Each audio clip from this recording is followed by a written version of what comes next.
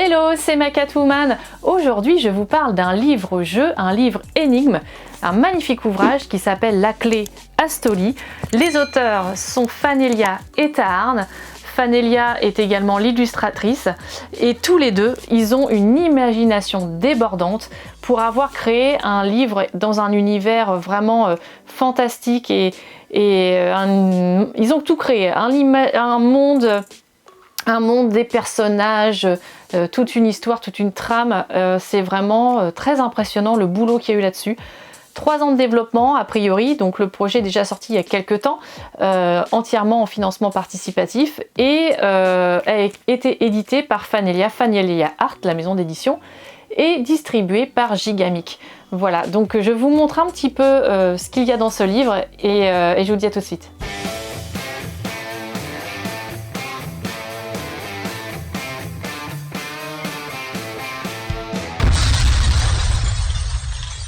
Alors je vous invite à feuilleter avec moi le livre, le magnifique ouvrage La Clé Astoli. Voilà, donc je vais vous montrer un petit peu les magnifiques illustrations de ce livre et vous montrer un petit peu les différents chapitres sans vous spoiler quoi que ce soit, mais pour vous montrer un petit peu la richesse de ce livre. Donc sur cette page déjà vous avez un alphabet magnifique, l'alphabet orné, donc qui est très très riche avec tout un tas de symboles, de syllabes, de chiffres, voilà, donc rien que pour ça on se dit disons la créativité des auteurs c'est assez incroyable.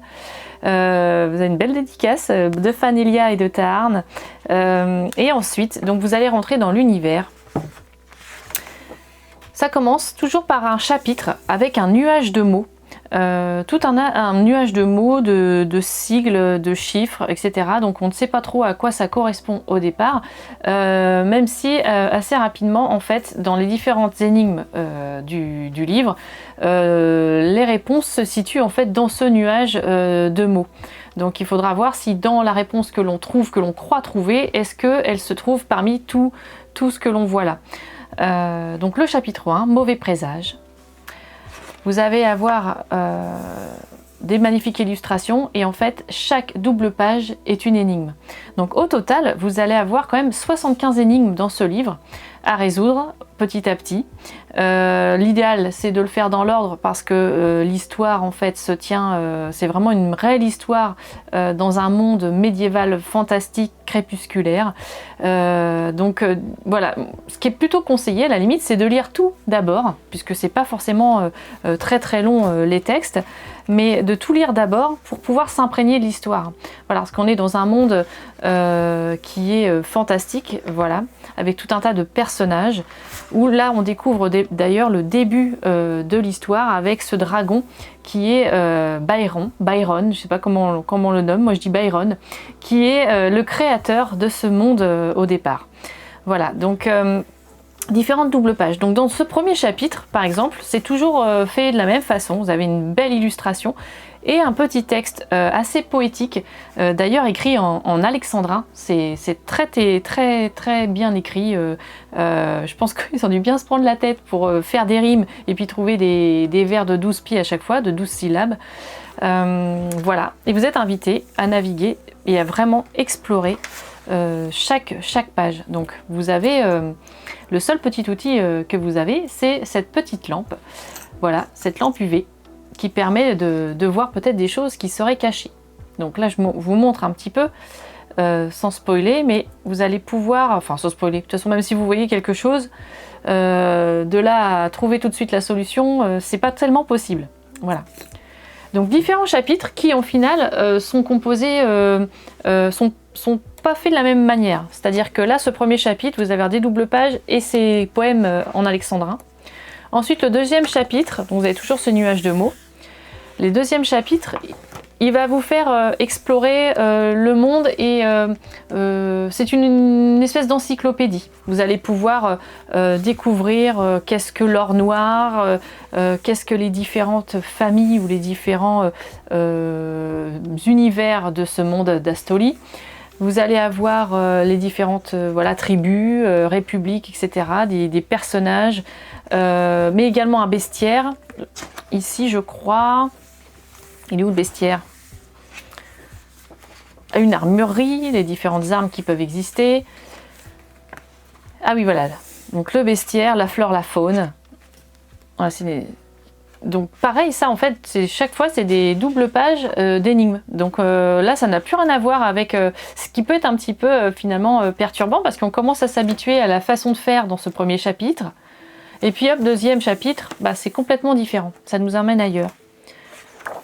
Troisième chapitre, donc toujours ce nuage de mots.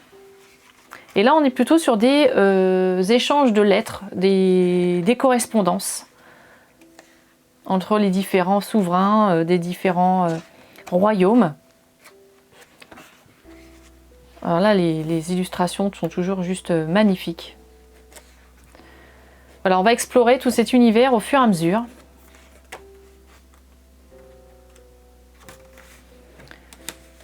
Des missives. Voilà. Et donc, vous avez, je crois, 5 chapitres. Ouais, 5 chapitres, je dis pas de bêtises. Ouais, 5 chapitres. Voilà. Alors là, le nuage de mots, on imagine qu'il est caché. Voilà. Donc c'est difficile de vous en dire plus parce que j'ai pas envie de vous montrer les énigmes. Même si, allez, on peut faire éventuellement la première ensemble. La première ensemble. Donc le chapitre 1, mauvais présage. Donc je vais lire le premier texte. C'est à l'aube des temps que Byron vit le jour, son regard rougeoyant se posant tout autour. Des échos du néant bruissant sans arrêt, il sut qu'il existait autant qu'il s'éteindrait. Quand il s'envolait pour ne laisser que son ombre, des particules glissaient de ses ailes sombres. Alors que sur sa crête on devinait les âges, le temps et les siècles épousaient les nuages. Donc en fait, on peut à la fois avoir des indices dans le texte, mais bien sûr sur le dessin. Donc là, on est invité à chercher, là on voit déjà tout de suite un mot, hein, le mot sang. On voit tout de suite le mot sang, alors on va faire un petit coup de lumière pour voir s'il y a quelque chose. Alors ici, on voit rien. Tiens, en regardant avec la lumière, j'ai vu qu'ici il y avait le mot en. 100 ans.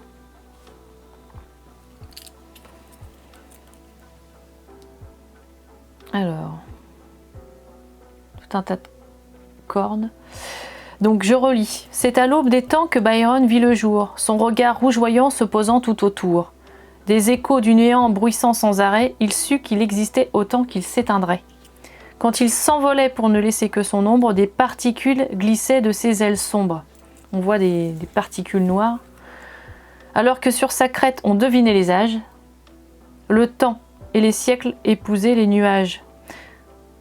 On devinait les âges sur sa crête. Donc on va compter peut-être le nombre de pics sur sa crête. 1, 2, 3, 4, 5, 6.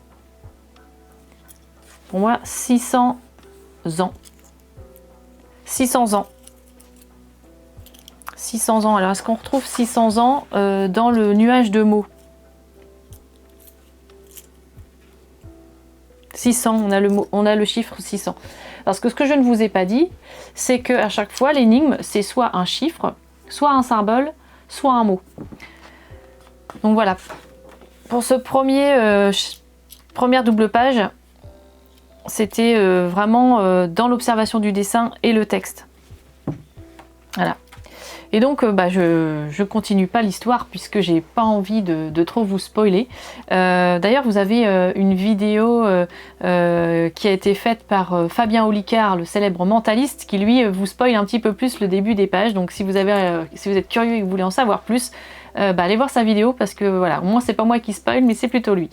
Voilà. Et donc, du coup, moi j'aime beaucoup cette petite lampe là qui nous fait observer tout un tas de choses. Et alors. Moi je supporte pas écrire sur les livres, surtout quand ils sont magnifiques comme ça, donc je vous conseille de prendre un calque parce que ça pourra vous aider peut-être, voilà, si vous découvrez des choses pour les recopier là-dessus sans avoir à griffonner le livre, parce que franchement moi je peux pas je peux pas du tout écrire là-dessus, c'est trop beau. Donc voilà, donc vous êtes dans le monde d'Astoli, vous allez découvrir ce qu'il se passe et il va falloir comprendre qui est la clé. La clé, c'est une femme plutôt, une jeune femme mystérieuse. Et au fur et à mesure, vous allez découvrir cette histoire. Alors, c'est assez déroutant parce qu'on ne sait pas trop ce qu'on cherche, mais y a un Discord du monde d'Astoli qui est très bien fait et sur lequel vous allez pouvoir avoir des indices et une super communauté pour vous aider. Et dès que vous pensez avoir la réponse, vous pouvez aller vous connecter et dire voilà, sur la page 18-19, je pense avoir trouvé, est-ce que quelqu'un veut bien m'aiguiller? Et là, vous vous retrouvez en MP à échanger pour avoir les réponses. Donc voilà, c'est un petit peu, c'est ingénieux parce qu'en fait, il y a toute une communauté autour de cet univers d'Astoli et de la clé. Voilà. Et je vous donne un petit peu plus en détail mon avis juste après. À tout de suite.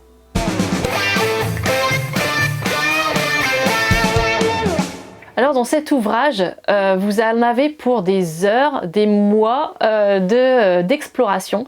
Franchement, c'est très très long et je pense que c'est un livre qu'il faut parfois laisser reposer pour y revenir parce que c'est très dense. Voilà, moi ma première impression elle a été mais waouh, quelle imagination débordante ont ces deux auteurs et ils nous emmènent vraiment dans un monde fantastique et très mystérieux. Voilà, donc c'est des énigmes vraiment par contre experts, niveau très très expert. Et heureusement qu'il y a une communauté sur Discord parce que c'est très déroutant au départ, on ne sait vraiment pas ce qu'on cherche. Donc ça permet d'aider et ça peut aussi permettre de faire des connaissances. Voilà, parce qu'aujourd'hui il y a vraiment des gens qui sont fans de tout cet univers d'Astoli et de la clé. Les deux auteurs, ils sont vraiment très sympathiques. Nous avions eu la chance de les rencontrer à Paris et Ludique l'année dernière en 2022. Ils nous avaient un petit peu raconté déjà cette histoire. Donc je vous invite à aller revoir l'interview si vous le souhaitez. Et il y a déjà un deuxième projet, enfin ils travaillent dessus depuis un moment.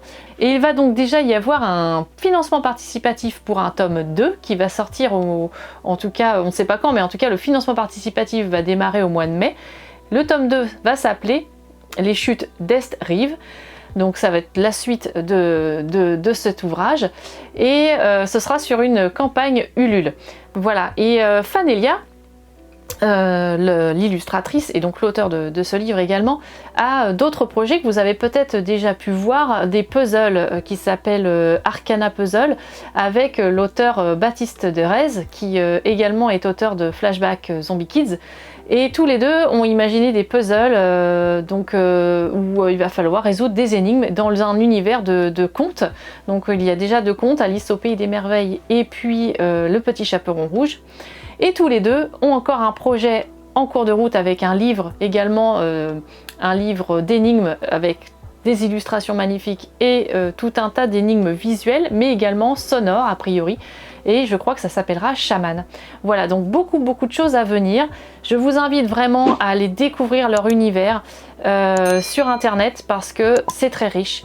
Donc maintenant que vous savez tout ou presque, parce qu'il y a tout à découvrir dans ce livre, eh bien la clé, tu joues quoi ?